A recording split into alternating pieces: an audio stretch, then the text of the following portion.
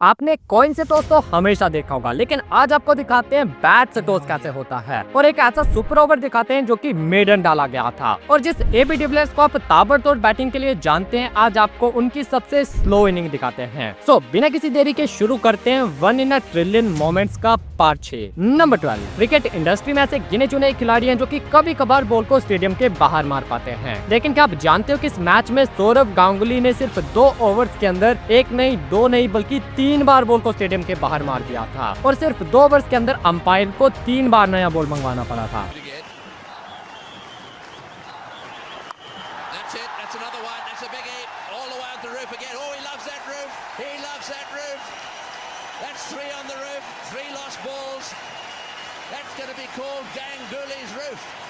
Number 11। आपने देखा होगा कि जब बैट्समैन 90s में पहुंच जाता है तो वो थोड़ा संभाल कर खेलने लगता है ताकि वो अपनी सेंचुरी पूरी कर सके। लेकिन भाई वीरेंद्र सहवाग एक ऐसा प्लेयर था जो कि हमेशा कोशिश करता था कि बाउंड्री मारकर इस माइलस्टोन को अचीव किया जाए। सहवाग ने अपने कैरियर में कई बार चौका या छक्का मारकर अपनी 50 या सेंचुरी पूरी की है, लेकिन इस बंदे ने इस मैच में तो हद ही कर दी थी। पाकिस्तान के अगेंस्ट इस टेस्ट मैच में सहवाग 183 पर बैटिंग कर रहे थे और इसके बाद सहवाग ने अपने 200 तक पहुँचने के लिए लगातार 4 चौके जड़ दिए। और मुल्तान के टेस्ट में जब सहवाग ने 300 रन बनाए थे तब भी उन्होंने वो छक्के से पूरे किए थे।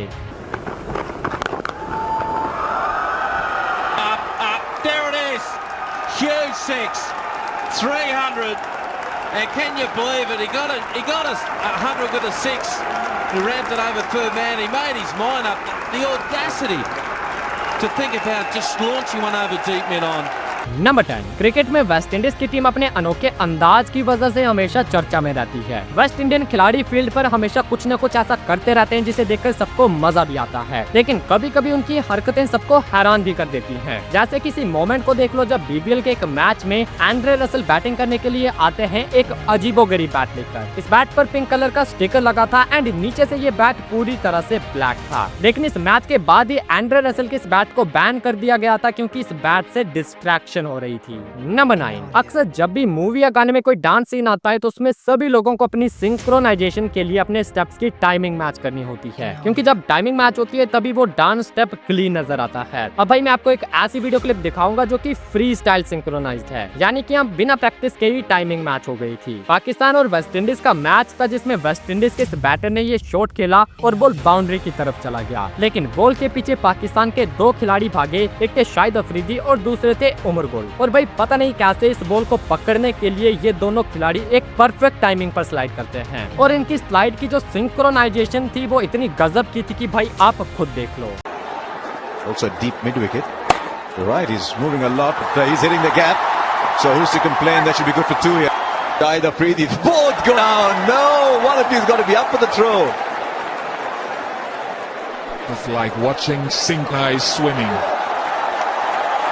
नंबर 8। अब ये वाला जो मोमेंट है ये रेयर तो है ही, लेकिन इसके साथ ही आपको फनी भी लगेगा और थोड़ा सा एम्बैरेसिंग भी। बात है करीबन 1990 की, जब एडिलेड में पाकिस्तान और श्रीलंका के बीच एक मैच चल रहा था। आजकल तो आप देखते होंगे कि बाउंड्री लाइन के लिए ये रोप लगाई गई होती है और इस रोप और फेंसिंग के बीच काफी गैप भी छोड़ा जाता है, लेकिन पहले के टाइम में पूरे ग्राउंड को प्ले में लिया जाता था और जो फेंसिंग होती है वही बाउंड्री लाइन भी हुआ करती थी, जो कि इस मैच में भी था। अब इस मैच में श्रीलंका के एक बैट्समैन ने ये स्वीप शॉट खेला और बॉल बाउंड्री की तरफ जा रहा था। बॉल के नीचे पाकिस्तान के सईद अनवर आ रहे थे और वो कैच पकड़ने के चक्कर में बाउंड्री लाइन को ही भूल गए। जैसे ही सईद अनवर ने कैच पकड़ने के लिए पीछे की तरफ जंप किया, वैसे ही वो बॉल के साथ इस बाउंड्री फेंसिंग के पीछे पलट गए और उनका जो ट्राउजर था वो फेंसिंग के ऊपर ही लटका रह गया।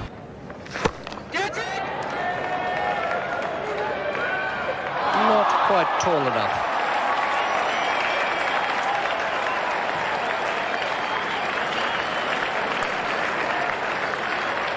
Pretty good effort to get it into his hand. Number 7। अब इस वीडियो को आप ध्यान से देखना। ये मोमेंट है इंडिया वर्सेस इंग्लैंड के बीच हुए 2011 टेस्ट मैच का। इससे पहले की आखिरी बॉल थी, ओवेन मॉर्गन 18 पर बैटिंग कर रहे थे और इयान बेल का स्कोर था 137। ईशांत शर्मा की लास्ट बॉल पर मॉर्गन ने ये शॉट खेला और रन लेने के लिए भागने लगे। बॉल बाउंड्री की तरफ जा रहा था, लेकिन प्रवीण कुमार ने डाई मारकर बॉल को रोकने की कोशिश करी, बट प्रवीण कुमार को लगा कि शायद वो बॉल को रोक नहीं पाए और बॉल बाउंड्री से टच हो गया। तो प्रवीण कुमार ने आराम से बॉल को उठाया और कीपर की तरफ थ्रो कर दिया। अब जो बैट्समैन थे उन्होंने भी यही समझा कि शायद बॉल जो है वो बाउंड्री से टच हो गया है, तो ऐसे में इयान बेल जो कि चौथे रन के लिए भाग रहे थे वो भागते हुए बीच में आकर रुक गए और वापस ड्रेसिंग रूम की तरफ जाने की तैयारी करने लगे, क्योंकि टी से पहले की ये लास्ट बॉल थी। लेकिन तभी wicket keeper MS Dhoni run out के लिए अपील करते हैं। अब यहाँ एक्चुअल में हुआ क्या, वो थोड़ा स्लो मोशन में देखते हैं। प्रवीण कुमार के इस एफर्ट ने बॉल को रोक लिया था और बॉल बाउंड्री से टच नहीं हुआ था। इयान बेल रन लेने के लिए अपनी क्रीज छोड़कर आए थे और बॉल अभी तक डेड नहीं हुआ था, और जैसे ही धोनी के पास थ्रो आई तो उन्होंने बेल्स को गिरा दिया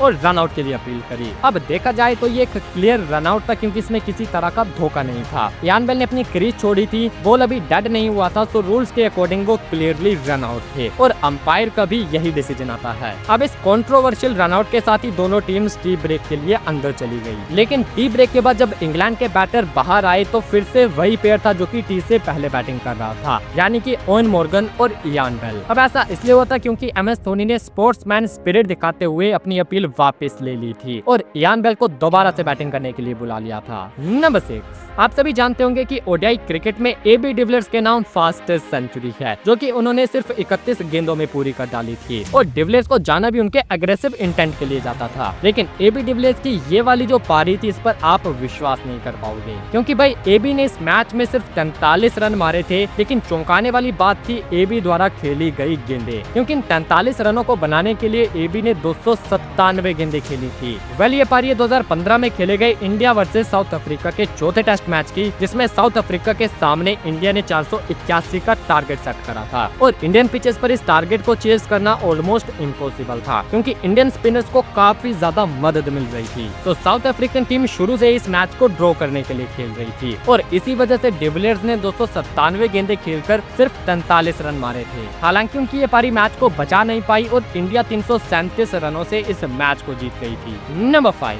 अब ये जो कोइंसिडेंस है ना भाई, ये आपके दिमाग की नसों को हिलाकर रख देगा। 2018 में अफगानिस्तान और जिम्बाब्वे के बीच एक सीरीज खेली गई, और इस सीरीज के फर्स्ट ओडीआई मैच का स्कोर कार्ड देखो। अफगानिस्तान ने 5 विकेट खोकर 333 रन बना दिए थे, और फिर इस टारगेट को चेस करते हुए जिम्बाब्वे 179 पर ऑल आउट हो गई थी, और अफगानिस्तान ने इस मैच को 154 रनों से जीत लिया था। आई नो कि इसमें ऐसा कोई खास कोइंसिडेंस नहीं छुपा, लेकिन आप इस सीरीज के दूसरे ओडीआई मैच का स्कोर कार्ड देखो। इस बार जिम्बाब्वे ने पहले बैटिंग करी और 5 विकेट के नुकसान पर 333 रन बना दिए, और भाई पता नहीं कैसे, लेकिन चेस करते हुए अफगानिस्तान को भी जिम्बाब्वे ने 179 पर ही ऑल आउट कर दिया था, और इस मैच को भी उन्होंने 154 रनों से ही जीता था। मतलब भाई आप खुद सोचो कि इससे परफेक्ट रिवेंज मोमेंट भला क्या हो सकता है। नंबर 4, साल 2002 में इंडिया और वेस्ट इंडीज के बीच एक टेस्ट सीरीज खेली जा रही थी। इस सीरीज के चौथे मैच में वेस्ट इंडियन फास्ट बॉलर मॉब डिलन की ये बाउंसर सीधा जाकर अनिल कुंबले के जबड़े पर लगती है। ये बॉल इतना तेज जाकर लगा जिससे अनिल कुंबले का जबड़ा टूट गया और मुंह से काफी ज्यादा खून बहने लगा। अब इस चोट के बाद शायद कुंबले इस मैच में आगे खेल नहीं पाएंगे, हर किसी ने यही सोचा था। लेकिन जब इंडिया की बॉलिंग आई तो अनिल कुंबले टूटे हुए जबड़े के साथ वापस मैदान में आ गए। टूटे जबड़े के साथ अनिल कुंबले ने 14 ओवर्स डाले और सबसे इम्पोर्टेंट ब्रायन लारा का विकेट भी लिया। नंबर 3, किसी भी बॉलर के लिए सबसे मुश्किल काम है सुपर ओवर डालना, लेकिन क्या आपने कभी किसी सुपर ओवर को मेडन होते देखा है? वेल अगर नहीं तो सुनील नारायण का ये ओवर देखो। कैरिबियन प्रीमियर लीग का जब ये मैच टाई हो गया तो डिसाइडर के लिए सुपर ओवर खेला गया। ये टीम पहले बैटिंग करके सुपर ओवर में 11 रन बना देती है। अब इनकी तरफ से बॉलिंग डालने के लिए आते हैं सुनील नारायण, और उनके सामने थे निकोलस पूरन। नारायण की पहली 4 गेंदें इतनी टर्न हुई कि पूरन एक भी बॉल को अपने बैट से नहीं खेल पाए।